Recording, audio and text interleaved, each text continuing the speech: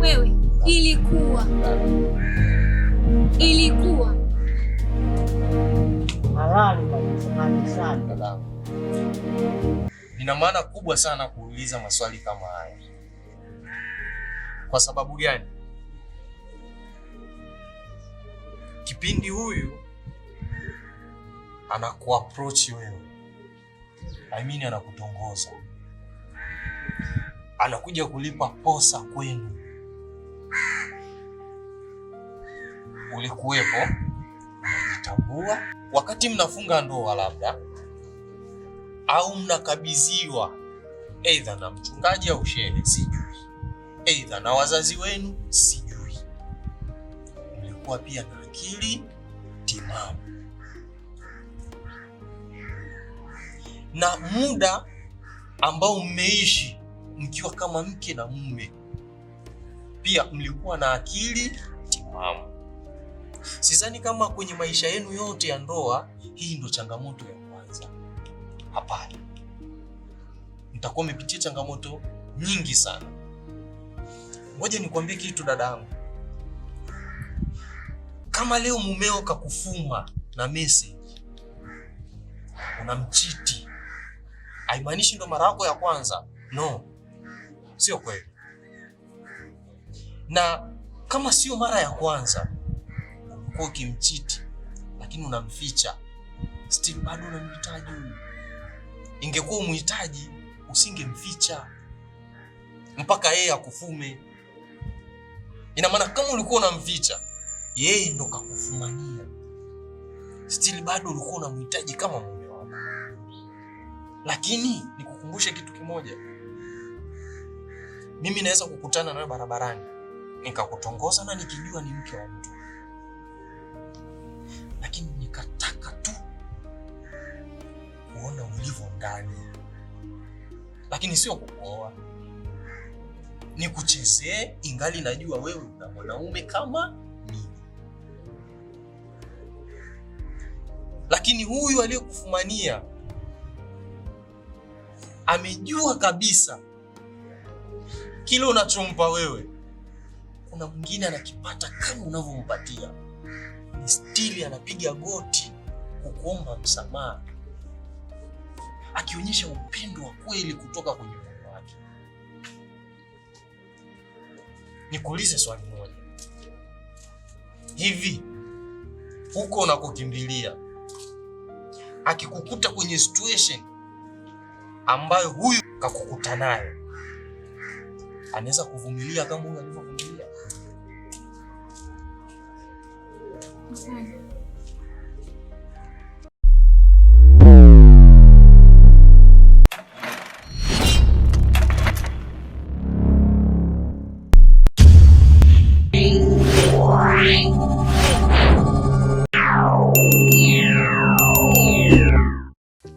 Mama vipi? Naona bana, pendeza. Acha kitu mweupe yani. Asante. Fly kuona sana. Asante.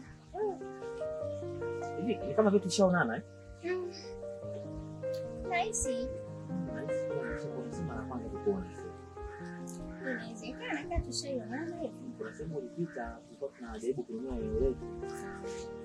Nikakuona bana, sio kuna dalili hata kununua eneo nikakuona bana. Tukamiliki eneo pale mkoani, kuna eneo hiyo. Nilikuona maneno yake. Inawezekana tulionana hapo, maana huwa anatembea sana. Tulikuwa tununua eneo pale tunaita kama 5 sasa.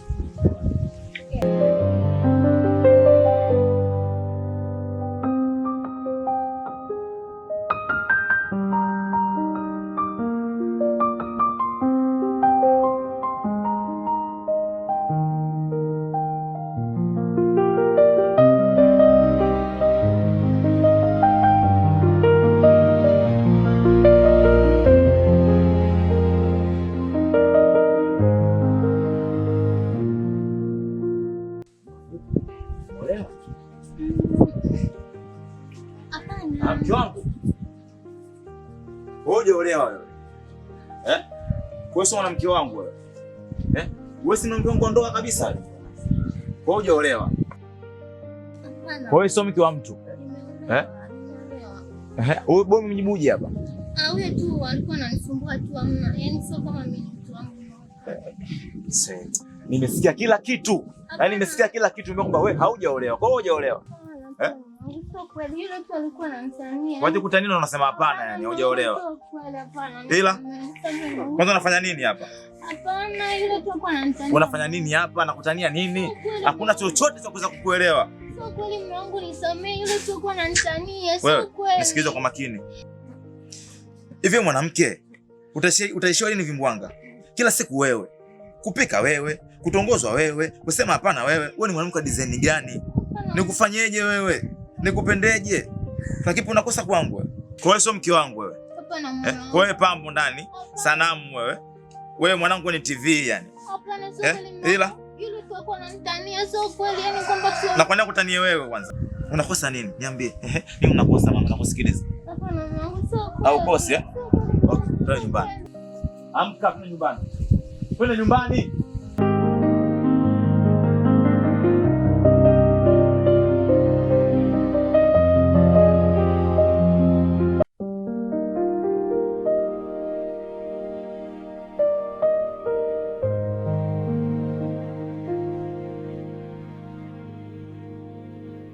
Dada, hakuna kitu kizuri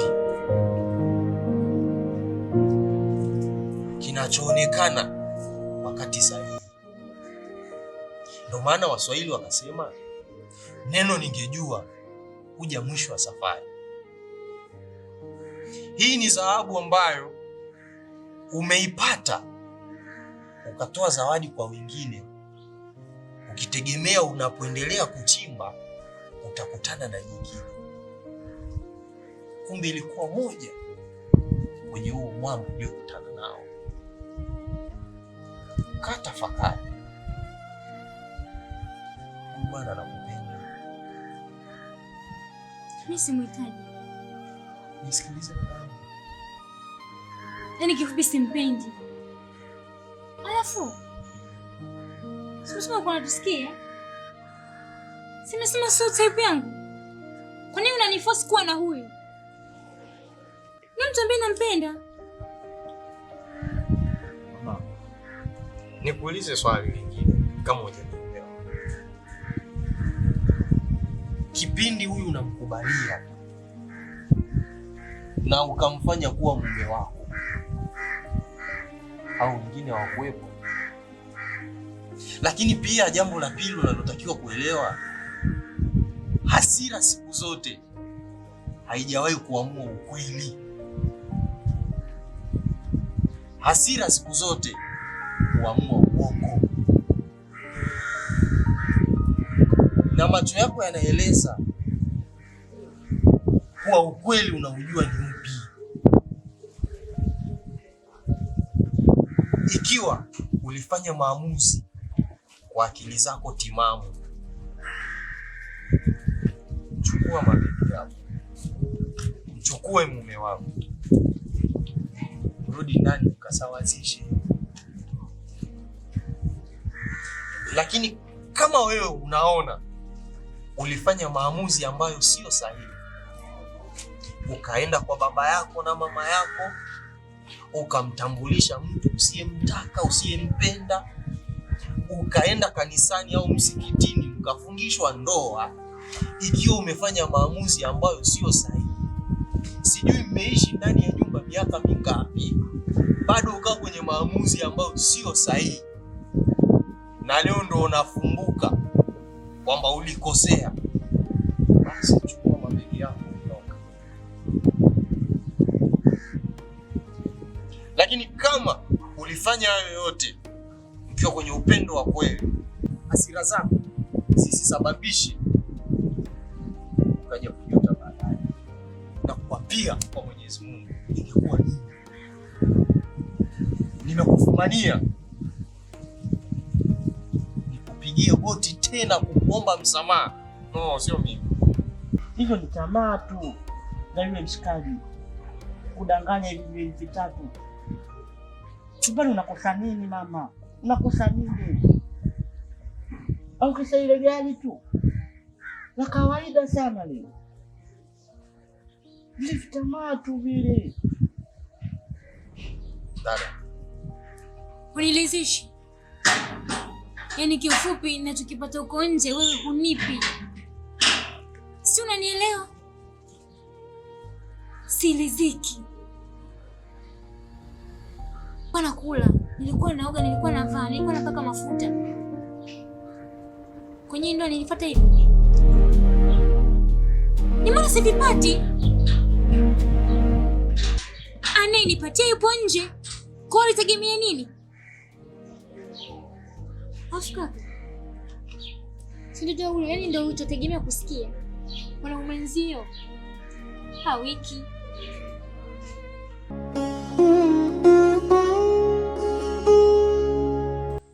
Abduli, niambia rafiki yangu. Hivi mbona una maisha magumu kama sisi, wakati familia yenu ina uwezo mkubwa? Ni stori ndefu sana. Baba yangu alimwacha mama yangu na akaamua kumuoa mtu mwingine. Kwa maana hata mimi na ndugu yangu hatuelewani, na hii imekuwa changamoto kubwa sana kwetu. Sawa. Vipi? Umjinga akakuleta huko? Sio mjinga. Unasema sio mjinga, usimjinga? Hapana. Vipi? Mbona uko kwenye mazingira? Mawazo gani? Alafu wewe, mimi sio mjinga. Umetukuta sisi tumetulia. Ondoka. Kubwa mzima. Ondoka. Toka basi. Fresh. Lao peleki kokote. Toka bwana.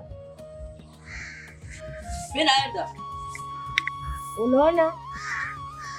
Nilitoka kuongea ndio iko. Pole sana rafiki yangu. Asante. Acha basi tuondoke. Sawa.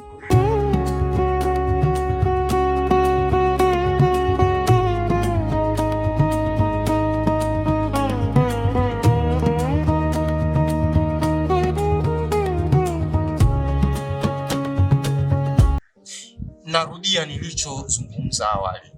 Nimekwambia hivi, ulitoka nje ya ndoa, ukuanika hadharani, ulificha. Kwa sababu gani ulificha? Ulikuwa unamhitaji huyu, lakini pia ulificha ili huyu asiumie. Lakini huyu naye kagundua kuwa unatoka na mwanaume. Usamehe, na nimeshuhudia kwa macho yangu akiomba msamaha, akisema sawa, kama hivyo ndivyo ulivyoamua, basi mimi mke wangu nimekusamehe. Why nimeileta hiyo story? Nataka nikuonyeshe kitu kimoja.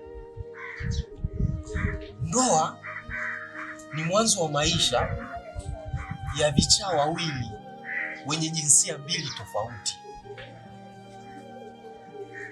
nikimaanisha wa kiume na wa kike. Nimetoka familia mbili tofauti, kila mtu ana tabia zake, kila mtu ana jinsi amelelewa. Alafu kitendo cha wewe kuona madhaifu ya huyu imaanishi ndo umkimbie. Unaweza kwenda kwa mwingine ukakuta na madhaifu zaidi ya huyu. Nikuulize swali, huko unakoenda hajui kwamba unatoka kwa mwanaume kama yeye? Nadhani atakuthamini. Mimi nadhani ni heri kuendelea kuchepuka kama unaona ni sawa, ila ukaiheshimu ndoa yako. Lakini maamuzi mengine ni wewe kutengeneza huyu akuheshimishe. Usinidanganye kwamba kwenye uchumba wako alikuwa play party mpaka wewe kaamua kumfanya mume wako. Kwa hiyo baada ya kuingia kwenye ndoa, tafuta nini chanzo cha yeye jogoo kutoweka, ila usimtafute ambaye anakutana na wewe one time ukaona jogoo na vitu. Je, mkikaa kwa karibu muda mrefu ataendelea kuwika kila siku? Tafakari, fanya maamuzi yaliyo sahihi. Kaka, huyu ni mke wako, inabidi umchukue ende naye nyumbani mkamalizane. Mimi mnisamehe sana kwa kuwakalisha barabarani na kuingilia mambo ambayo hayanihusu. Kaka, wewe hilo ndio shaka. Mimi najua wewe ndio darasa kubwa kaka. Shukuru sana. Asante sana kaka. Shukrani sana. Basi msaidie waifu.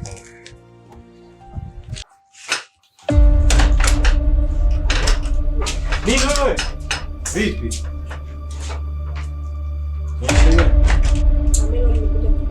Wewe si mbakaji? Na msanii mbaka. Vipi mkisha nipite bana vipi? Wewe unajifanya mbakaji. Kwa jifanya mwanaume, si ndio? Nimeshaka kutoka msanii. Wewe. Na mimi leo nimekuja mbaka. Wewe si ulinibaka mimi? Unazingua huyu. Nazingua nini? Mtoka. Wewe. Leo utoke humu ndani. Sogea bana, unataka kuzingue. Mpisha basi nitoke. Oya, usinichukulie poa. Leo nimekuja kivingine kabisa leo. Hivyo unajua mimi naenda wapi? Mtoka. Mimi sijui unaenda wapi wewe. Fademu wewe. Sogea basi nipite. Kwa hiyo yani dem ndo nini sasa? Mimi nikuogope au? Unaenda kubeba. Hey. Nipishe basi. Wewe unasemaje? Mbona visu tena? Wewe unasemaje? La sivyo nitakuchoma unajua. Unazingua huyu. Unakaa ukai. Kaa chini hapa. Sasa sikiliza nikwambie. Mimi na ujauzito wako. Ujauzito wangu vipi? Siku moja nimepata ujauzito. Alafu usinijibu mbovu. Wapeleke kwenye mimba zao bwana. Nimekuja hapa nijue hatima ya mtoto wangu ni nini. Oya mimi mara moja tu. Oya mimi nimevurugwa. Mvurugwa ni kama ulienjoy tunzetu. Wewe unajua tu kuwapa watoto watu mimba, kuwapelekesha kitandani mwenyewe unaenjoy, unaona raha. Pelekea mwenye mimba bana, mimba sio. Oya sikiliza nikwambie kitu kimoja. Kisu hicho. Siku ile ulivyoninjunja mwenyewe ukanigeuza unavyotaka wewe. Sasa leo nimepata ulichokuwa unakitaka. Nina ujauzito wako. Nataka mtoto wangu umhudumie vizuri. Kingine, hapa nilipo nasikia njaa. Naomba kanunulie chips. Chips vipi baba, mbona mtoto wangu anataka kula? Chips vipi? Mbona njaa sana wewe? Oya, mtoto wangu anataka kula. Mtoto gani mpeleka kwa baba yake kwa kanunulie? Unaenda uende? Siendi baba. Chips vipi baba? Wewe. Umekiona hiki? Kaa basi hapa nikuletee. Endelea kubisha. Sishushi chini. Basi hapa nikuletee. Naomba utoke nje ukaniletee chips mimi. Tulia basi. Chips kitu gani? Tulia bwana. Kaa. Fanya haraka huko. Unajua tu kunjunja watu alafu kuwahudumia. Nenda kaniletee chips huko, usimpigie kelele mimi hapa. Sema kaka mtamu jamani. Kama niliumia. Basi aondoki mtu ang'oki mtu. Tu stoki sing'oki. Shafika hapa kwanza kuna TV hapa, sio tena ashwaje.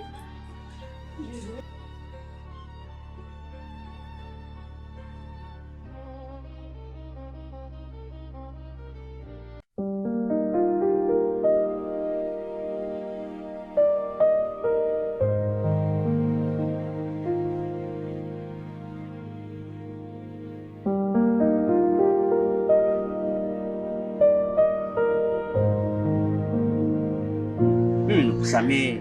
Najua. Habibi.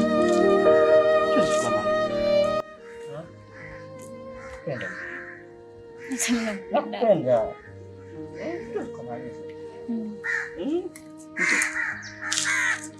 Vipi? Asante.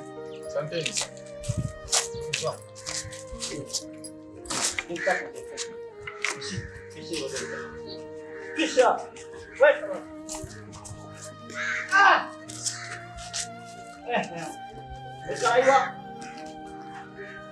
Utakufa mpende bwana. Acha sisi. Unajua mimi nakupenda, wewe ndio ubavu wangu. Wewe ndio kila kitu kwangu. Na hayo ndio yaliyotokea.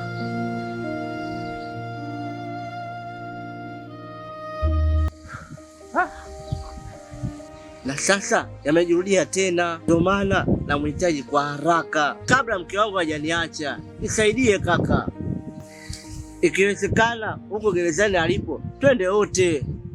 Labda mimi nikupe namba yangu ya simu, alafu kile kinachoendelea mimi nitakujulisha. Siku ya kwenda mahakamani kumuona gerezani kule, nitakuchukua tutaenda kote.